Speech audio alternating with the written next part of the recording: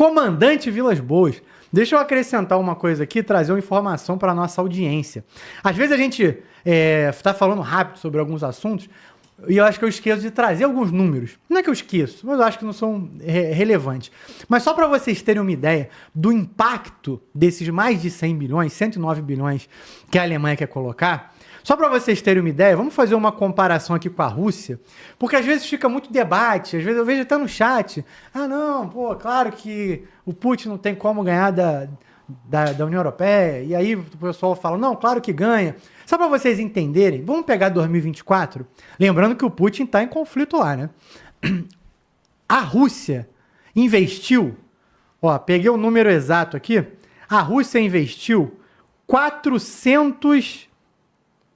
vamos lá. Desculpa, gente. A Rússia investiu 462 bilhões de euros em 2024. 462. Sabe quanto a União Europeia toda gastou? 343. Porra, gente, a diferença é absurda. Todos eles, a soma de todos eles. Então, quando a Alemanha faz um investimento desse, é relevante. Só que eles tinham jogado tudo embora. Eles jogaram tudo para lá. E aí, o que acontece, comandante? O que a gente talvez vá ver na Europa agora é uma coisa que a gente viu para muita gente aqui no Brasil envolvendo o Lula. Peraí, Eric, como assim? O que o Lula tem a ver com isso? Vamos lá. Blocos nos Estados Unidos que já estão pressionando o Trump. Essa saída da OTAN não vem do nada, tá, gente? O próprio Trump não faz tudo que faz do nada. Ele tem pressão do Partido Republicano, ele tem pressão de investidores, ele tem pressão de blocos até gigantes nos Estados Unidos, que alguns aí, como o professor Vale, nosso convidado aqui, frequentemente chama aí de dominadores globais, né? Que são os grupos de poder que estão lá há muitos anos, de grandes famílias e tal, pressionam o Trump. Grupos políticos dizem que a Europa cometeu alguns equívocos e alguns erros. Só que elas só tiveram oportunidade de fazer isso porque os Estados Unidos estava garantindo a segurança delas. Então, acompanha a linha de raciocínio. A questão é a seguinte, olha, os Estados Unidos está aqui tomando conta. Então, sobrava dinheiro para todo mundo inventar de fazer o que eles quisessem fazer. E o welfare state, que seria o estado de bem-estar social, que é a social-democracia aqui no Brasil, basicamente, toda essa ideia que a gente vê aqui no Brasil, que vai envolver, por exemplo, Bolsa Família, que vai envolver investimentos sociais dos mais variados possíveis. Sei lá, por exemplo, de quando o Lula, lá no segundo mandato dele, deu um auxílio aos caminhoneiros, abaixando o valor do diesel.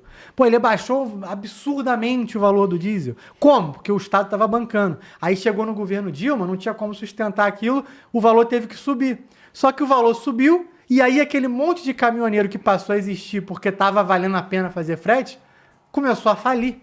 Porque passou a ter muita gente para tocar aquilo. Então, esse monte de auxílios começou a ser feito na Europa, de todos os tipos. Dos países nórdicos até lá embaixo, Grécia, Itália e tudo mais. E por quê? Porque eles tinham dinheiro, pô. Porque não precisava investir nas suas defesas. Então, tem muita gente do bloco republicano nos Estados Unidos que estava cobrando o Trump. Olha só, como você está aí gastando o nosso dinheiro na Europa, eles estão fazendo um monte de coisa. E olha o nível do colapso que pode acontecer com a Europa por ter que cuidar da OTAN agora por conta própria. A maior parte, ou pelo menos uma boa parte, tá, de vários projetos em vários países vai ficar prejudicado. Do que a Alemanha abriu mão para conseguir fazer isso? Por sorte, vamos dizer assim, né? Por sorte, tem muita gente querendo isso.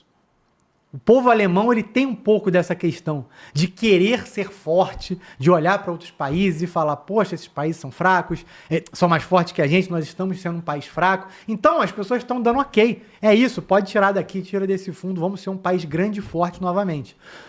Mas nem todo país vai ser assim. A França, por exemplo, como é que vai ser assim? Olha as coisas que o pessoal defende lá hoje em dia. Como que eles vão fazer isso? É muito difícil. Então, se toda a Europa precisar se preocupar, ou pelo menos os países da União Europeia precisar se preocupar com isso, o impacto vai ser em todas as áreas. Por quê? Porque os Estados Unidos vai tirar a sua força militar de lá. Só esse impacto do que o Trump já vai fazer agora, que é ter uma retirada substancial de força militar da Europa, e essa possível saída dele, de repente até esse ano ainda, gera essa comoção. E aí as pessoas vão entender que dinheiro não dá em árvore, que você não pode gastar de maneira irresponsável. E aí vai ver vários problemas que, por exemplo, a gente viu aqui no Brasil. Por isso essa comparação com Lula. Né? E sem querer defender a Dilma aqui, mas vários dos problemas que a Dilma teve, nem foi culpa dela. Era a bomba estourando lá dos primeiros mandatos do Lula, que terminou com uma aprovação altíssima, porque a conta do cartão de crédito não tinha chegado ainda. Mas, comandante Vilas Boas, quero te ouvir aí sobre isso, sobre essa análise republicana dos Estados Unidos sobre o que vai acontecer na Europa, e como é que você enxerga, de repente, a Europa nos próximos anos, 5, 10, 15 anos, porque vai mudar todo o cenário, inclusive os políticos, porque agora vai acabar muito desse dinheiro que é feito para sustentar projetos que para os próximos anos vai ficar difícil. Eric, essa questão é uma das questões que vai permear o mundo aí, né? Porque vai ser uma das questões centrais do mundo nos próximos anos. Porque, como muito bem você colocou, a social-democracia que permeou aí a Europa e depois esse movimento se expandiu para os Estados Unidos, e a gente observa muito isso no Brasil, né? Esses movimentos, grandes movimentos mundiais, eles não estão desconcatenados entre si, né? Um vai quase que por condução ali se jogando para o outro, e quando a gente se percebe, a gente vê que está todo mundo numa mesma narrativa, né? Pelo menos essa narrativa da social-democracia que começou muito bem colocado na Europa. Então, quando você começou falando em termos de valores, né, desse investimento que a Alemanha propõe agora para suas forças armadas, da ordem de 108 bilhões de euros, você colocou da Rússia da ordem de 460 bilhões de euros, e a União Europeia e a OTAN na casa de 360, cabe trazer mais um dado que a gente comentou aqui em algumas semanas anteriores, mas para justificar um pouco mais e amparar a evidência dessa observação, que, falando só de OTAN, tá? O segundo país que mais investe dinheiro na OTAN é a própria Alemanha, que a gente está conversando. Então, fora esse investimento nas Forças Armadas, ela injeta para manter a estrutura da OTAN funcionando, da ordem, dados de 2024, da ordem de 90 bilhões de dólares ou de euros, seja lá o que for. O primeiro país é os Estados Unidos, que investe 960 bilhões, ou seja, 10 vezes mais do que o segundo maior investidor da OTAN. Então, esse disparate em termos de investimento, em termos de retorno prático, pragmático, que governa as relações mundiais, foi o que levou o Partido Republicano, as pessoas dos Estados Unidos, que pegam seus valores lá e colocam no governo para que ele faça aplicação, né, como grande gestor global dos seus interesses norte-americanos, se apercebeu que essa conta estava errada. Ela não estava sendo vantajosa. Então, o retorno desse investimento pressionou e continua pressionando o atual governo, que é republicano, a se manifestar e tomar ações mundiais. Então, as manifestações em torno da saída da OTAN, por mais que o pivô esteja sendo a questão Groenlândia, mas desde o primeiro dia de governo, o Elon Musk, lá no começo, ano passado, já mencionava em reportagens a sugestão que ele achava que os Estados Unidos precisavam rever essa questão dentro da OTAN. Então, o que a gente se apercebe nessa questão inteira é que justamente a gente pode entender isso, é uma linguagem meio que vulgar que a gente usa no meio militar, que é uma freada de ajustagem. É quando está todo mundo, os soldados lá no caminhão, está uma confusão, ninguém quer lugar, quer sentar, não quer ficar em pé, e está uma confusão, o motorista dá uma freadinha, todo mundo se joga lá na frente, e aí rapidamente todo mundo arruma um lugar. Então, uma freada de ajustagem para que as coisas possam ser revistas de forma pragmática, como a gente colocou em termos da possível, né, revisão do posicionamento dos Estados Unidos frente à OTAN. Isso a gente está falando do lado militar, do lado geopolítico, mas esse tipo de coisa também está acontecendo, a gente repercutiu isso no termo da ONU. Os Estados Unidos está saindo de várias organizações que compõem a ONU. No final da semana passada, o seu Guterres já veio a público dizer que a ONU está com as contas penduradas. E o que vai ser da ONU nos próximos anos? Porque justamente o maior fiador desse arcabouço multilateral, que segundo os republicanos não está atendendo aos interesses norte-americanos, é o próprio Estados Unidos, que financia. Assim a gente viu a saída dos Estados Unidos da OMS, assim a gente vê repercussões como essa também na Organização Mundial do Comércio, a OMC, e em todos os outros acordos mundiais que os Estados Unidos está revisando e falando se, do ponto de vista dele, na minha opinião, se interessa ou se não interessa que ele participe dessa forma.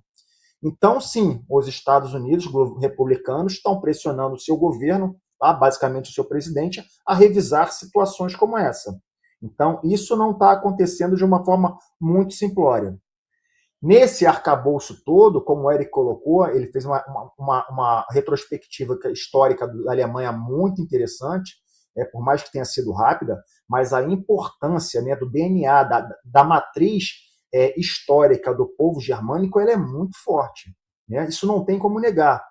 Independente do que fizeram na Primeira ou na Segunda Guerra Mundial, de que lado os seus líderes mundiais optaram estar do lado da história, mas a raiz dos seus exércitos, a coragem do povo, de recuperação daquele povo, da reconstrução do que aconteceu de 1945 até o que a gente vê hoje, é uma coisa impressionante. Né? E isso está presente ainda dentro dos oficiais das suas Forças Armadas. Eu servi com oficiais de elevada patente lá do exército germânico, e os caras, pelo menos os que eu trabalhei, ainda tem um viés dentro de si de superioridade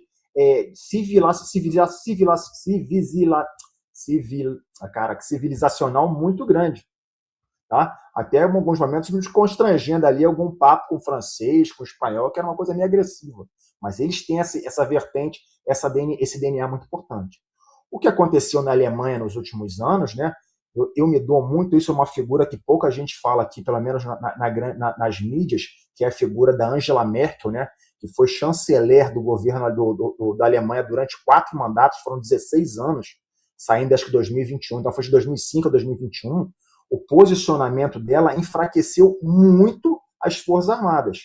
Aí sim, como colocou no Thumb, eu acho que esse tipo de posicionamento progressista que reinou na social-democracia europeia jogou a relevância das suas Forças Armadas para debaixo do tapete. Porque justamente faziam aquilo que o Eric colocou. Não, nós temos um irmãozinho forte, Estados Unidos, que ele bota aqui dentro 900 bilhões de dólares por ano, por que eu tenho que cumprir o meu requisito aqui contratual de ficar colocando 2% do meu PIB em defesa se os Estados Unidos está aqui para garantir a minha segurança? E era assim que aconteceu, foi assim nas últimas décadas. Enquanto a Europa jogou a sua defesa, relegou sob o guarda-chuva dos Estados Unidos. Isso é muito fácil, né? É mais ou menos, eu tenho um vizinho aqui, ele botou cerca eletrocutada no meu muro que faz fronteira, botou concertina, botou câmera, e aí eu falo, não, eu estou bem, porque o meu amiguinho que está me defendendo, eu não preciso ter armas, porque eu vou ser defendido por eles. E isso permeou a União Europeia, a OTAN, até agora. E graças às ações, né, não vou dizer que foi certo ou foi errado, mas o senhor Vladimir Putin botou um peão no meio da sala e acabou com esse troço. Acabou com o mundo pacifista, pelo menos o mundo europeu. E aí tem um outro player, né, um grande outro jogador do outro lado, que é o governo americano, e chama todo mundo para conversa e fala, meu irmão, agora, senta aqui, ó. Agora é igual filho. Agora você completou 18 anos, agora você vai cuidar da tua casa, tu pode sair de casa, você quer seu direito de ter sua soberania da tua casa, então você cuida dela. E aí a Europa tá pega de calça riada. Então, Eric, o maior problema europeu que eu vejo hoje, na verdade, são dois. Qualquer investimento dessa monta, que a Alemanha agora vai botar 108 bilhões, ótimo, muito bom, isso é um primeiro passo. Mas nenhum cheque em branco garante que você construa forças armadas competentes do dia para a noite. Isso não acontece em lugar nenhum do mundo, porque você precisa de muito tempo. Vou falar aí da casa de pelo menos a curto prazo de 5 anos, para você fazer recrutamento, restabelecer serviço militar obrigatório ou compulsório, para você adestrar, treinar, produzir em massa forças competentes. Você não produz um elemento de operações especiais em 5 anos de forma competente. Você não produz um piloto de caça de F-35 para operar esse tipo de sistema do dia para a noite. Isso tudo vai levar muito tempo. E isso para não falar da reconstrução da base de indústria de defesa, que o governo alemão da Angela Merkel nos últimos 16 anos praticamente foi solapando. porque eles fizeram uma transferência de produção justamente para o mercado chinês. Então, a siderurgia pesada da Alemanha, das grandes indústrias, das fábricas de defesa pesada, foram quase todas deslocadas para a China. E agora, como é que você pega esse parque industrial extremamente potente e coloca agora para funcionar? É possível? É, porque eles têm tecnologia, eles têm conhecimento, eles têm tudo que é necessário, mas isso não acontece do dia para a noite. Porque essas massas críticas que pensam, elas já foram desmobilizadas, ela teve fuga de capitais de cérebros, então isso não vai acontecer do dia para a noite. Então esse é o primeiro ponto que eu enxergo da Europa dos próximos anos. O outro ponto que a gente já chegou a comentar no outro momento é que parece que uma situação como essa que chama agora a Alemanha, com seu novo chanceler aí, que é um cara que acordou e parece que está entendendo que o mundo não vive só de rosas, não vive de pombas brancas e não vive de se abraçar árvores. Ele está colocando pingo nos is. Mas como que ele vai forçar a União Europeia, todos os seus países, a botar agora 10% do PIB em investimento em defesa? Ele não vai conseguir. Então, Portugal, por exemplo, não vai conseguir fazer isso. A Hungria vai levantar a mão e falar: não tem a mínima condição de botar 10% do meu PIB em investimentos de defesa. Eu preciso que você venha aqui e fazer algum tipo de apoio. A Polônia ainda e outros tantos. Mesmo a Suíça, que um país muito rico, é capaz de não ter essa condição. Então, isso pode ser uma cunha que vá cisalhar essa União Europeia, pelo menos de forma inicial. E aí os novos acordos, as novas recuperações, as novas placas tectônicas vão ter que se assentar.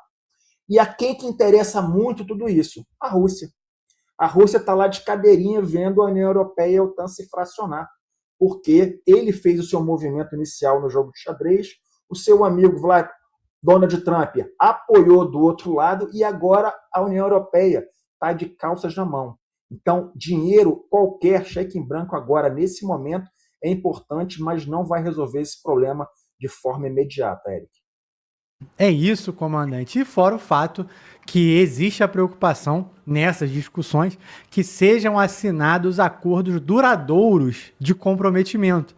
Porque, novamente, repetindo a questão da democracia, se a gente está falando de coisas a médio e longo prazo, não pode simplesmente mudar o governo de um país e abandonar aquela questão. A Alemanha, que a gente está dando esse destaque aí, né, nesse tempo, simplesmente quer tomar um rumo diferente para não entrar nessa seara. De uma hora as pessoas querem uma coisa, outra hora querem outra. E é isso, a União Europeia já está largando atrás da Rússia. Para conseguir, por isso que o Carlo Massala, que a gente citou aqui, disse, a questão não é conseguir suprir a falta dos Estados Unidos na Europa, é conseguir, pelo menos, chegar na Rússia.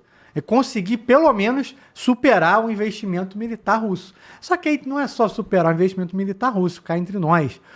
Tem que superar também a capacidade que eles têm de guerra, conhecimento e etc. No fim das contas, só o tempo dirá.